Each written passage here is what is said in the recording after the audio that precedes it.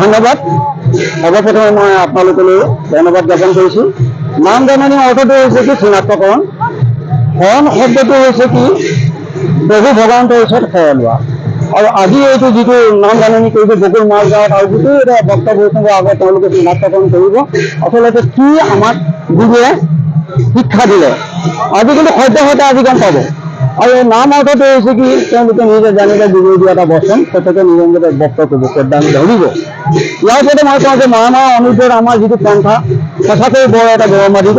আজি হাজাৰ হাজাৰ ভক্ত বৈষ্ণৱত ইয়াত দেখি বৰ এটা উৎফুল্লিত হৈছোঁ আৰু সঁচাকৈ সকলোকে মই ধন্যবাদ জ্ঞাপন কৰিছোঁ। তাৰ আগতে আৰু এটা কথা কওঁ, মহামায়া অনুগ্ৰহ আমাৰ অনুগ্ৰহে যি পন্থা আমাৰ আগত কৰিলে আৰু আগলৈ আগুৱাই লৈ যাব আৰু আগুৱাই ৰাখিব।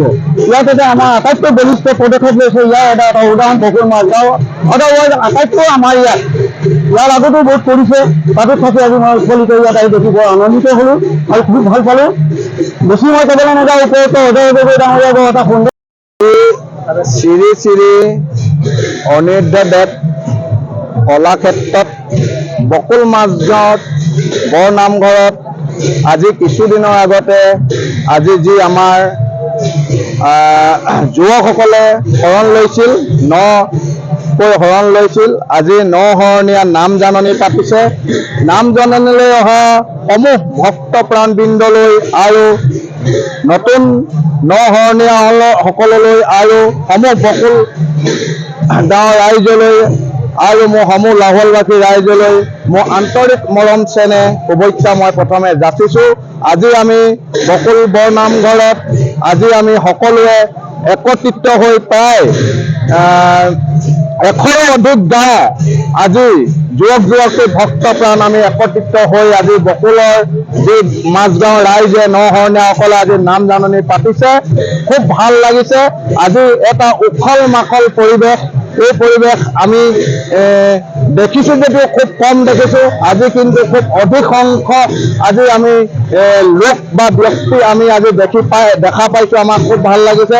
আমাৰ মত সমাজৰ যি নিয়ম নীতি অনুযায়ী তেখেতলোকে আজি পালন কৰি আহিছে আখৰে আখৰে। আমাৰ পূৰ্বপুৰুষসকলে, আমাৰ ককা দেউতাসকলে, আমাৰ আজু ককাসকলে, আমাৰ দেউতাসকলে 7 পুৰুষে যি আমাৰ নিয়ম নীতি পাতি আহিছে পালন কৰি আহিছে তেখেতলোকেও পালন কৰিছে। আজি 7 তাৰিখে তেখেতলোকে কিছুদিনৰ আগত আমাৰ পবিত্ৰ নিজনি পানীত তেখেতলোকে 1 খিলা আগলি পাত আৰু 80 খিলা পানেৰে তেখেতলোকে গুৰুচৰণত সেৱা কৰিছিল, শৰণ ল'বলৈ গৈছিল। তেখেতলোকে যি একোজন ভক্তপ্ৰাণ ৰূপত চিনাক্ত হ'বলৈ গৈছিল, কিন্তু আজি এই অনুপাতে আজি নাম জাননী পাতিছে আৰু আজি আমি সকলো একত্ৰিত হৈ উপস্থিত হৈছো। আপোনালোকে দেখিছে আজি আমাৰ এযোৰা প্ৰতিখন গাঁৱৰ পৰা এযোৰা গায়ন বায়ন আহিছে। এতিয়া 60যোৰাতকৈ অধিক গায়ন বায়ন আমাৰ ইয়াত আমাৰ যি নীতি নিয়ম মতকৰ এইখিনি চলি আছে আৰু আজি ৰাতিপুৱা ভাগলৈ আমাৰ চলি থাকিব। আৰু এটা কথা, বকুল মাজগাঁও আজি যি নশনীয়া যুৱকসকলে আজি এটাই আমাৰ এই মটক সমাজত আমাক এটা নীতি আদৰ্শ দেখুৱাই থৈ গৈছে। কিয়নো আমাৰ 3খন সত্ৰাধিকাৰ একত্ৰিত হৈ একেলগে 93জনক আজি যি যুৱকক শৰণ দিছে, নতুন শৰণীয়া শৰণ দিছে। এইটো কিন্তু কোনোদিনেই আমি দেখি পোৱা নাছিলো।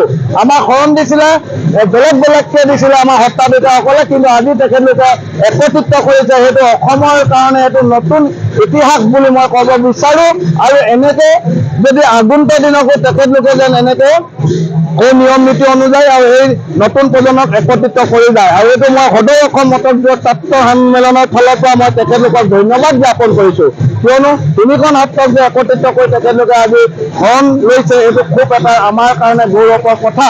আৰু এটা ভাল কাম কৰি থৈ গৈছে তেখেতলোকে, যি নামঘৰজোৰা প্ৰসংগত আজি যি এটা পুখুৰী প্ৰায় 2-2.5 বিঘা মাটিত পুখুৰী খান্দি থৈ গৈছে, এইটো এটা পবিত্ৰ কাম কৰি থৈ গৈছে। নতুন প্ৰজন্মই আকৌ যি আমাৰ উঠি অহা যুৱকসকলে সেই পুখুৰীটোত আমাৰ বহু বছৰলৈকে আমাৰ শৰণ লৈ থাকিব পাৰিব।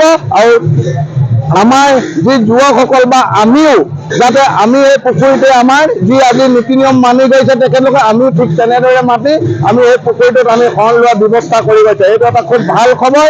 আৰু মই খুব বেছি ক'বলৈ নাযাওঁ, তেখেতলোকে আজি এটা ভাল নীতি আদৰ্শ যাতে নতুন প্ৰজন্মক দেখুৱাই যায়। তেখেতলোকে আজিৰ পৰা একোজন ভক্তৰ ৰূপত চিনাক্ত হৈছে। আৰু আমাৰ কিছুমান যি আমি ক'ব নোৱাৰা কথা আছে, যি আমাৰ গুৰু গোসাঁইৰ আদেশ, যি আমাৰ সত্ৰাধিকাৰ আদেশ নীতি নিয়ম দিছে, সেইসকল আমি চব কথা ক'ব নোৱাৰো। কাৰণ এতিয়া ময়ো শৰণ লোৱা নাই, মই এতিয়া এৰা লোৱা হৈ আছো। যেতিয়া শৰণ ল'ম তেতিয়া ভক্ত ৰূপত মই নাম ৰূপত মই পৰিণত হ'ম। কিন্তু এটাই কথা, যি আমাৰ যি সত্ৰাধিকাৰ আজি যি আমাৰ বচন পাখি দিছিলে, আজি ভক্ত প্ৰাণৰ আগত তেখেতলোকে প্ৰকাশ কৰিব, এইটো খুব এটা ডাঙৰ কথা, ডাঙৰ আজি গুৰুত্বপূৰ্ণ কথা। আৰু এইবিলাক আমাৰ যি সমাজৰ নীতি নিয়মখিনি তেখেতলোকে আজি ভক্ত প্ৰাণসকলে অৱগত কৰিব, তেখেতলোকে সেই নিয়ম নীতি মানি যাব।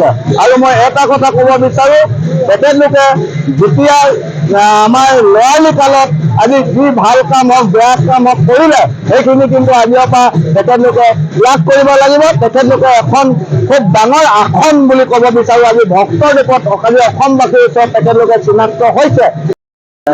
মায়ামৰা বৈষ্ণৱ সমাজৰ আটাইতকৈ এটা গুৰুত্বপূৰ্ণ ধৰ্মীয় অনুষ্ঠানে হৈছে নাম শৰণ ভজন। আজি এই বকুল মাজগাঁৱত 3টা সত্ৰ, অৰ্থাৎ আমাৰ মদাঘাট, দিনগৈ আৰু গহপুৰা, 3টা সত্ৰাধিকাৰ প্ৰভুৰ অধীনস্থ আমাৰ যিসকল ভক্ত আছে তেওঁলোকে একগোট হৈ নাম শৰণ আদি লৈছে। এইটো কিন্তু খুব গুৰুত্বপূৰ্ণ বুলি বকিছো, কাৰণ মটক সমাজত জানে যে বিশেষকৈ এই নাম আৰু শৰণ এটা সক্ৰিয় পৰিচয় আছে, যিটো অন্যান্য অসমীয়া সমাজত ইয়াত পোৱা নাযায়।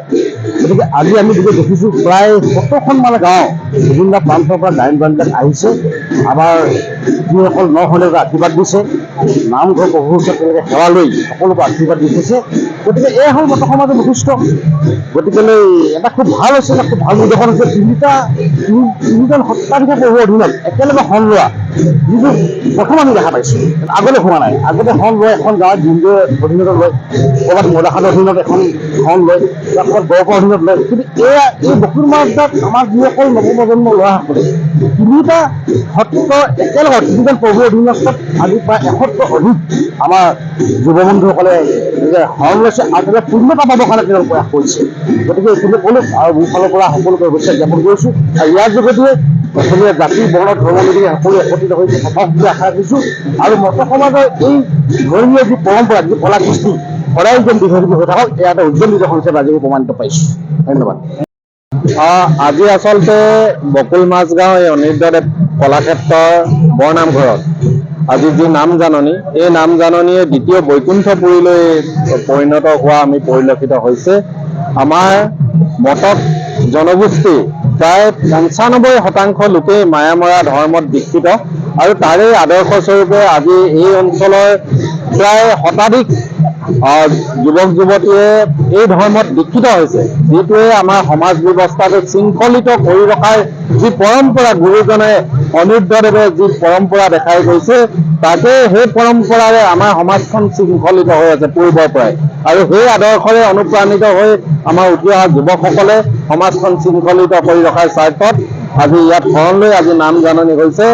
আমি আশাবাদী আমাৰ এই সমাজ ব্যৱস্থাটোৱে যি শৃংখলিত ৰূপ, সেই শৃংখলিত ৰূপটোৱে উঠি অহা নতুন প্ৰজন্মকো সংঘবদ্ধ কৰি থ'ব আৰু সমাজখন যিদৰে সচ্ছল কৰি ৰখাৰ স্বাৰ্থত এই ধৰ্মীয় ব্যৱস্থাটোৱে আমাক পূৰ্বৰ পৰাই যিদৰে অৰিহণা যোগাই আহিছে আৰু পূৰ্বতেও অনাগত দিনতো অৰিহণা যোগাব বুলি আমি আশাবাদী।